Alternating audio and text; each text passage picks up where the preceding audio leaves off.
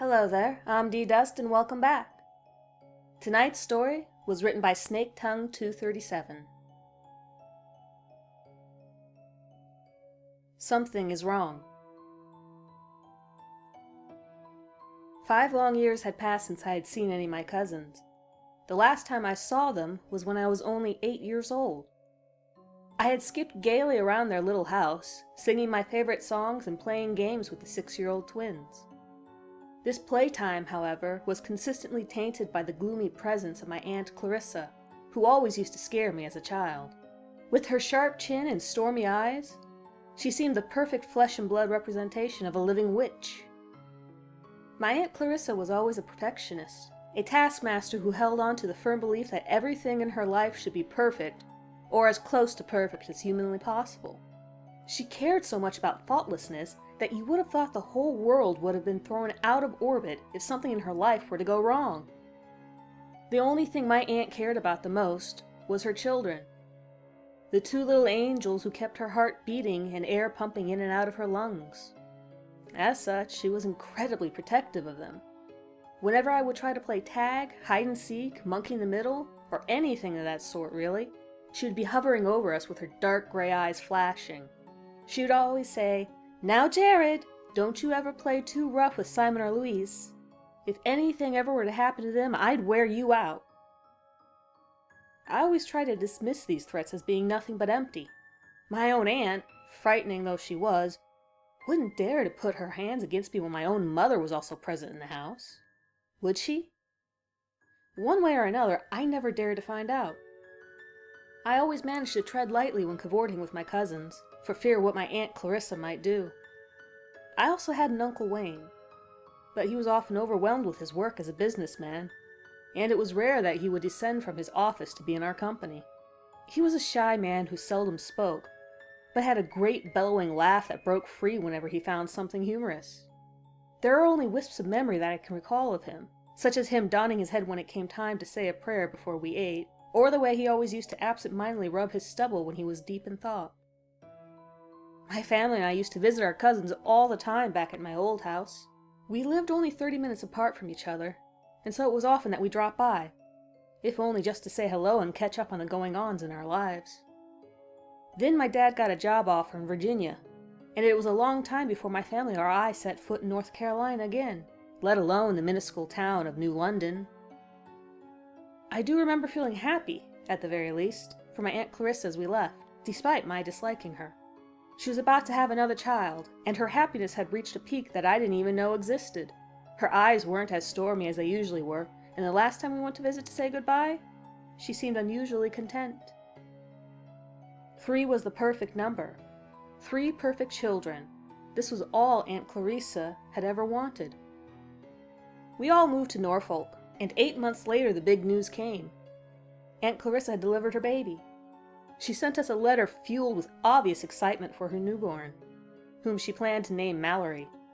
Now I'm 13 years old, and I still remember thinking how odd it was that Aunt Clarissa hadn't sent us a photograph of the infant child. The years whisked by like sand in the wind, and the more time went by, the less contact we had with our cousins, Aunt Clarissa and Uncle Wayne. Then finally, we were invited over to their house for the holidays. My mother, who missed her older sister dearly, readily agreed to the visit, and my father, seeing how eager she was, consented on a week-long stay. After a day-long car trip, we finally got to the familiar residence of my aunt, uncle, and their 3 children. We all approached the steps, laughing and talking amongst ourselves before my father reached the door and knocked.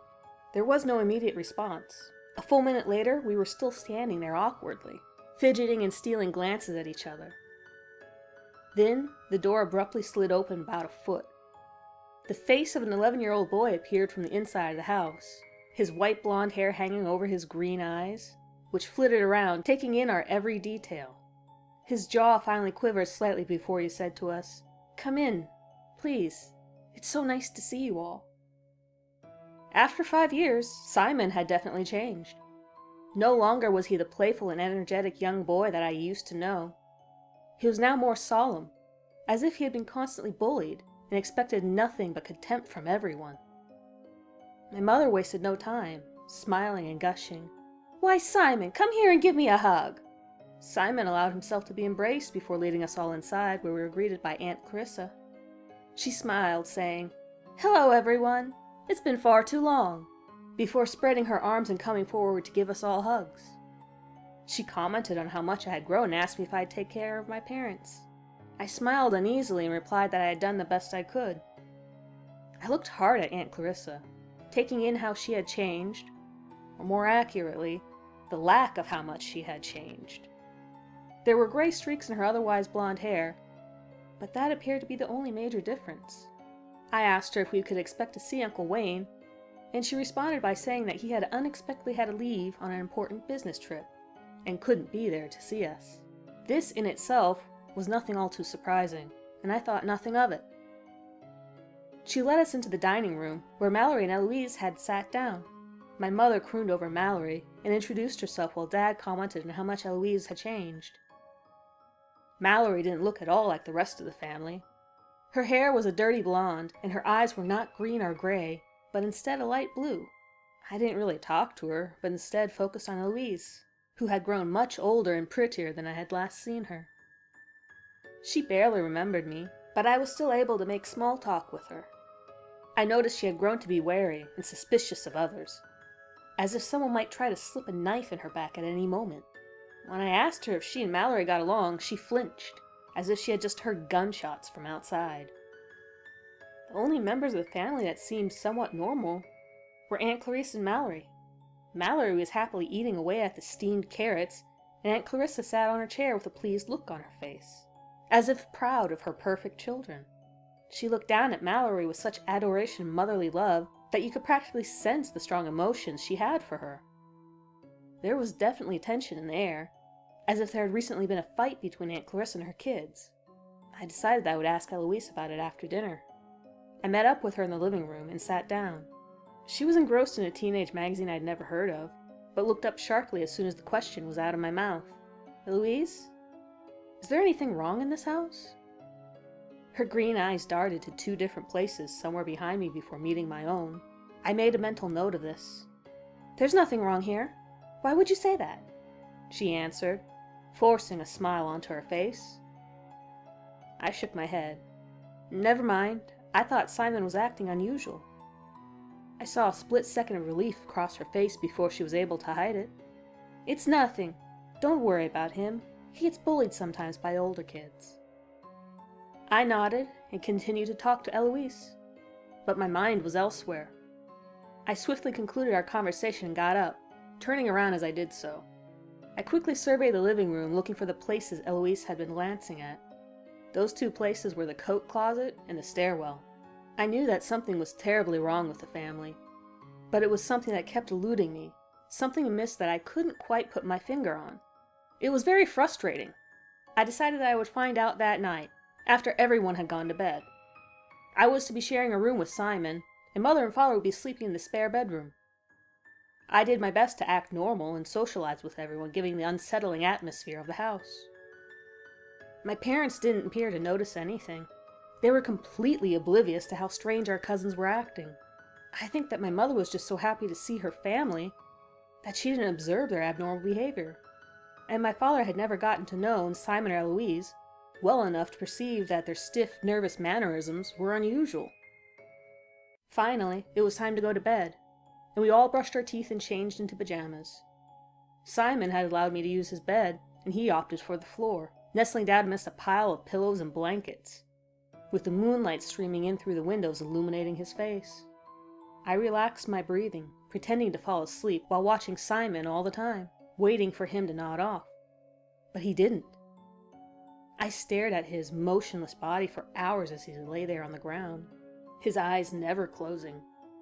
Every muscle in his body was pulled tight, as if he were expecting someone to break into the room and attack him. At 1 a.m, his breathing relaxed and he became limp. I slipped out of bed and took a flashlight from his dresser before creeping downstairs, wincing every time I heard the wooden floorboards creak. I finally made it to the closet and opened the door. Turning on the flashlight, I stepped inside. On the surface, it looked very much ordinary, as if there was nothing even remotely unexpected to be found. I checked in Simon and Eloise's pockets, but they were empty. save for a small Swiss Army knife belonging to Simon. I began rummaging around, checking in dark corners and in the shoe rack, but didn't find anything of interest. I started looking underneath the baskets in which various gloves and hats were kept on a shelf above the coat rack. To my surprise, a newspaper article fluttered down to the floor. I bent over and picked it up. The title of the article read, "Female Infant Stolen from Orphanage." My curiosity increased. Why would Aunt Clarissa have something like this in her coat closet? I tucked the article back into my pocket and went on to the second thing I had seen Eloise looking at. The stairs. Memories came back to me in a flood of nostalgia. When I was little and had decided to play hide and seek with my cousins, Simon and Eloise had a hiding place that beat me every time. They would simply conceal themselves in the cupboard underneath the stairs. Every time I passed the cupboard, I would stop, not wanting to go inside the darkness of the cupboard where unspeakable monsters surely awaited me. I would search every other nook and cranny of the house, hoping they would be somewhere else before eventually giving up, even though I really knew where my cousins were. Using that method, they had beat me time and time again until I eventually grew tired of hide and seek and proclaimed that we should play tag instead. The furniture had been rearranged so that the couch now blocked the cupboard under the stairs, but I knew for sure it was still there. I looked down on the ground and noticed something strange. There were scuff marks on the floor, as if the couch had been pulled away from the stairs often. I knew that whatever was under those stairs was the answer to why everyone in the house was so tense, and I was eager to find out the secret. I pushed the couch away from the staircase and stepped over to the door of the cupboard. To my surprise, the doorknob was secured with a thick padlock. I went back to the coat closet and took Simon's small knife. I inserted the thin blade into the handle and twisted, bit by bit, until the lock clicked open. My heart began to pound feverishly in my chest as I unhooked the padlock and swung the small door open. The first thing that hit me was the stench. The smell of rot and decay in that little area under the stairs was overpoweringly strong. My nostrils quickly grew thick with the scent of decomposition. Putting a hand over my wrinkled nose, I shone the flashlight into the dark area underneath the stairs. The beam of my light passed over a rusty chain dangling from the low ceiling of the right-hand end of the small space, and I moved my flashlight down to discover a human hand grasped in the tight hold of a manacle.